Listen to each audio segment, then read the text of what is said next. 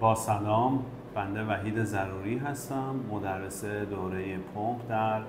نارگان آکادمی. من حدود 15 سال سابقه کار دارم در زمینه در واقع پمپ ها و بیشتر در صنعت نفت و گاز. بعد از دانشگاه شروع به کارم از شرکت پتکو بود به عنوان در واقع مهندس طراح هیدرولیک پمپ ها. در این کارخانه شروع به کار کردم و مسیر شغلی من کلا با پمپ ها در واقع انجین شد و پمپ های API به خصوص. بعد از حالا در واقع پتکو در واقع فرصت همکاری با برندهای مطرح روز دنیا مثل سوزر پمپ و روهر پمپن رو داشتم و این مسیر در واقع باعث شد که در واقع من کلا در مسیر پمپ های سانتریفیوژ و پمپ های نفت و گازی قرار بگیرم. زمانی هم که نارگان اومدم و با نارگان آکادمی آشنا شدم، دوستان دوره پمپ رو به من پیشنهاد کردم برای تدریس که حالا این افتخاری بود برای بنده که دورهای مختلفی رو برگزار بکنم در نارگان آکادمی و امیدوارم که این دوره جدیدی هم که میخواد برگزار بشه مثمر ثمر واقع بشه و دوستان و مهندسین و در واقع افرادی که با پمپ ها سر و کار دارند حتما این دوره رو ثبت نام بکنن، چرا که این دوره جزء دوره هایی هستش که بسیار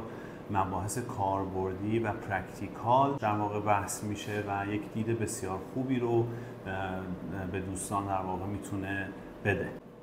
یکی از بحث‌های خیلی مهمی که در مبحث پمپ ها ما باید بهش توجه بکنیم که متاسفانه خب خیلی هم توجه نمیشه، بحث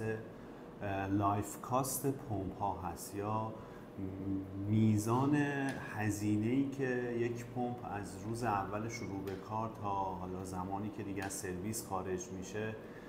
هزینه‌ای که در واقع دست حالا اون بهره بردار میذاره، این باید آنالیز بشه و بررسی بشه. طبق حالا بررسی هایی که انجام شده نزدیک 40% از هزینه عمر یک پمپ هزینه مصرف انرژی یک پمپ هست و نزدیک 25% کل هزینه لایف کاست یک پمپ صرف تعمیرات و نگهداری یک پمپ میشه. جمع این دوتا یک درصدی حدود 65% میشه که یک عدد واقعا بزرگی هست و نشون میده که ما در خصوص مصرف انرژی یک پمپ و در خصوص دوره‌های مینتیننس یک پمپ خیلی باید حساس باشیم و پمپ رو به درستی سلکشن و انتخاب بکنیم. بنابراین انتخاب و سلکشن پمپ یک تأثیر دراز مدت در لایف کاست یک پمپ داره و لازمش اینه که دوستانی که یا مهندسانی که یک پمپ رو انتخاب میکنند با علم دقیق به پمپ